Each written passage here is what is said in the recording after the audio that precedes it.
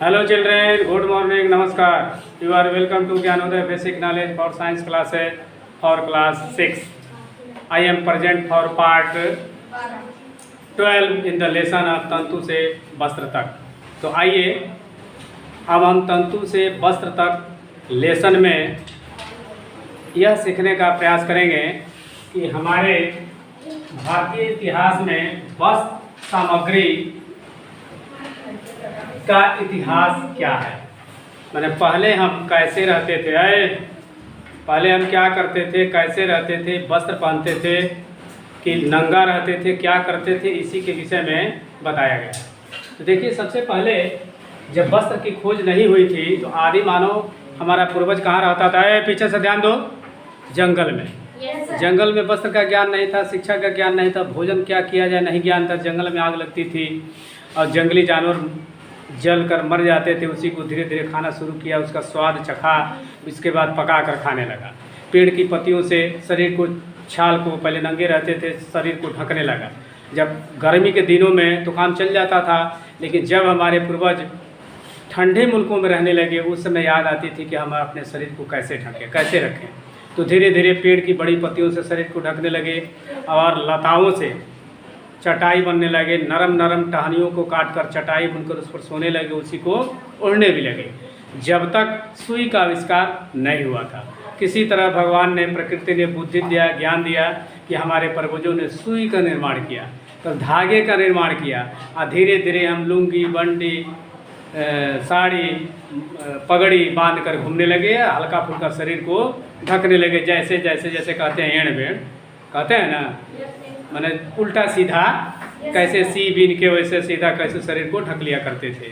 लेकिन जब हमारी शिक्षा बढ़ी, ज्ञान बढ़ा, वैज्ञानिकों का प्रभाव बढ़ा, तो सिलाई मशीन आ गया, तो साड़ा, साया, sari, blouse, lungi, T shirt, pant shirt, ghagra, salwar, समीज, पायजामा, कुर्ता, तमाम तरह के कपड़े आ गए और हम लोग पहनकर उसका इस्तेमाल करने लगे। यही ना इतिहास है।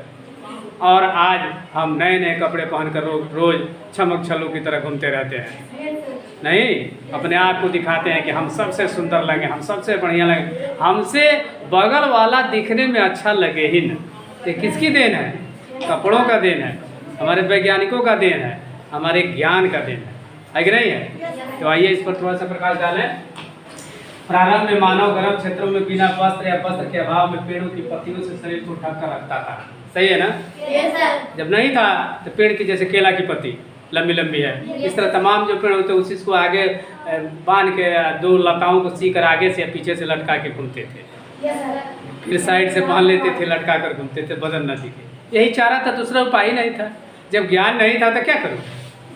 आज भी देखो, आज के युग में सुई से सिलने का नहीं ज्ञान है तो काला बस्ता है तो लाल से सी देंगे, उजला है तो करिया डोरा से सी देंगे। ये देखना चाहिए मैचिंग ना, ये जिस कलर का कपड़ा उसी से सीना चाहिए। तो ज्ञान है ना, आज भी है, आज भी अज्ञानता है। जिसको नहीं ज्ञान है, जो भी धागा मिला, जो भी सी मिला, मोटका पत्थर का गांठ लो पहन के चल, है कि नहीं। अज्ञानता उसी तरह पहले भी लोग ज्ञानी थे कि छालों से, केलों की पत्तियों से शरीर को ढकते थे। जैसे खाना सागवान के पत्ती से सर को ढकते थे, बहुत पत्तियों से टोपी बना लेते थे और उसके पहनते थे, पत्ती चबा कर रहते थे, खाते थे। पानी तालाब में, पोखरा में जो था वो पीते थे, बीमारी होती थी, मर जाते, न दवा, न इलाज, न ज्ञान, न डॉक्टर, न वैद्य, नहीं। तो अज्ञानता था, धीरे धीरे ज्ञान बढ़ा, शिक्षा बढ़ा, तो धीरे धीरे बहुत परिवर्तन हो गया। अब हुआ ठंडे क्षेत्रों में पेड़ों की छाल या जंतुओं की खाल, बहुत लोग बाघ, चीता, शेर को मारकर उसकी खाल को परमानेंट रख लेते थे कि जाड़ आएगा तो हम उसको अपने बदन को ढकेंगे या ओढ़ेंगे। दिखाते हो तो शंकर जी शेर का छाल पहन के बैठे हुए हैं, तो वही काम हम लोग भी करते थे, हमारे पूर्वज करते थे, ठीक है। खाल से शरीर को गर्म रखते थे। थोड़ा सा विवेक यानी ज्ञान बढ़ने पर पतली पतली टहनियों से चटाई बुनकर, लताओं को ऐड कर आपस में चटाई, जानवरों के ऊन बालों से लड़ियाँ बनाना शुरू किया। बाल, भेड़ों की बाल से, अपने बाल से काट कर धीरे धीरे आँट बैठ के कैसे चटाई बनाकर, कुछ बैठने का, कुछ सोने का, कुछ ओढ़ने का। जाड़े में कैसे बिताना है तो कोई पुराना नया देखता है जी, जो ही फटा पुराने ओल्ड होता है ना, उसी तरह जब नहीं था तो something is better than nothing. कुछ भी नहीं है तो फटे पुरान सही, पेड़ की पत्ती नहीं है, टहनिए सही, लकड़िए सही, उसी पान कर कैसे जीवन वासर गुजर करते। उसके बाद में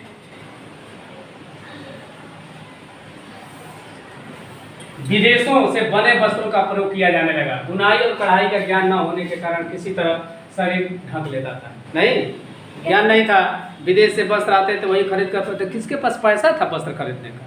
नहीं खरीदते थे। जो पैसे नहीं, खाने का नहीं है तो कौन वस्त्र खरीदने जाता है? चलो जिंदगी अब पेड़ की पत्तियों से छाल के ढक कर अपना जीवन बसर कर लीजिए।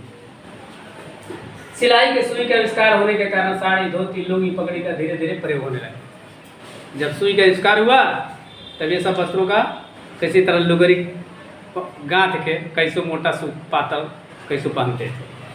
पहले की अपेक्षा अब नए परिधान में नए नए वस्त्र, साड़ी, ब्लाउज, घाघरा, पैंट, शर्ट, पैजामा, गंजी, कुर्ता, कुर्ती, सलवार समीज का प्रयोग होने लगा। अब ना होने लगा। जरा सोचो, आज हम इतना झमकाते हैं, पहनते हैं रंग बिरंगी, बस तब वो कमी रहती है ना, तुमको ठीक नहीं लग रहा, तुम अच्छा नहीं लग रही हो, वो अच्छा नहीं लग रहा, कहते हैं ना। अब पहले कौन कहता था अच्छा नहीं लग रहा है? जब उगारे सभी लोग नंगे रहते थे। बताओ उस समय की कौन सी स्थिति होगी, जब कोई वस्त्र नहीं था, कोई कपड़ा नहीं था, कोई कुछ व्यवस्था नहीं थी, सारे लंगटा गोसाई घूमते थे, सब लंगटे गोसाई न थे जी। जब वस्त्र नहीं था, बुद्धि नहीं था, ज्ञान नहीं थी, व्यवस्था नहीं थी, तो क्या करो? तो वही सब चीज़ें थी। लेकिन वही शिक्षा का देना है, इसी शिक्षा का देना है क्या तरह तरह के कपड़े पहन रहे हो, घूम रहे हो। हम ये नहीं पहनेंगे, वो पहनेंगे, ये नहीं पहनेंगे, शादी है भैया का, भौजी का, हम लहंगा पहनेंगे, लहंगी पहनेंगे, कहते हो ना जी। पैसा खराब करते हो ना, पैसा है तो खरीद देता है, नहीं गार्जियन है के पास पैसा है तो 2 चटका लगा करवा के चुपचाप करा देता है, फिर तुम्हारा लहंगा दिमाग से उतर जाता है। होता है कि नहीं होता है?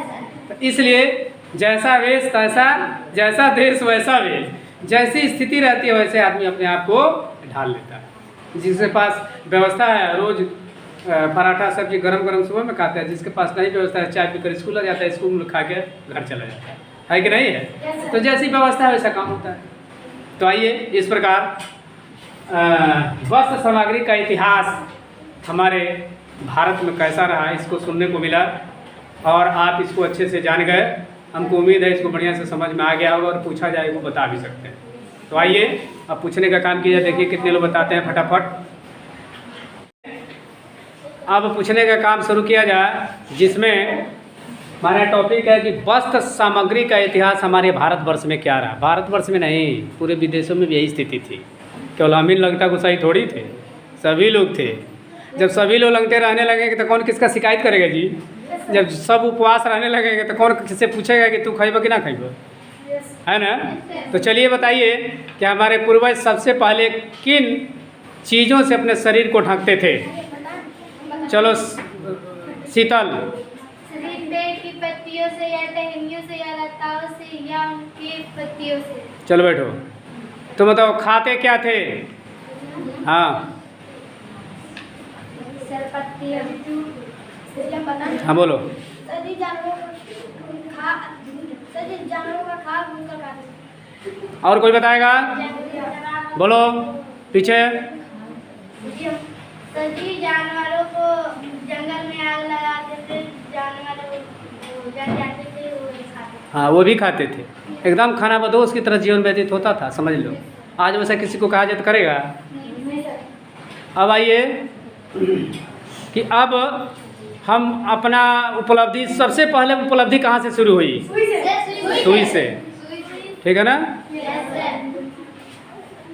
और आजकल नए ज़माने में हम किन किन वस्त्रों का इस्तेमाल करते हैं? हाँ बस बस बस बस बस। ऊन से क्या बनाते थे?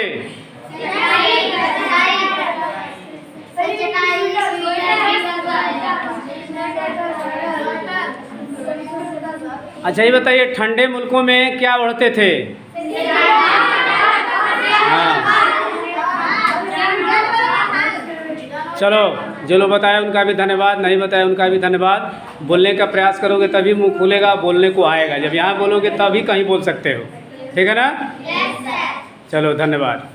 ये हमारे भारतीय इतिहास में वस्त्र सामग्री का इतिहास क्या रहा, कैसे कैसे हमारे पूर्वज जीवन व्यतीत करते थे, हम उनको याद करके अपने आप को बहुत ही धनवान समझ रहे हैं कि इस पीढ़ी में हमारा जन्म हुआ है कि नहीं?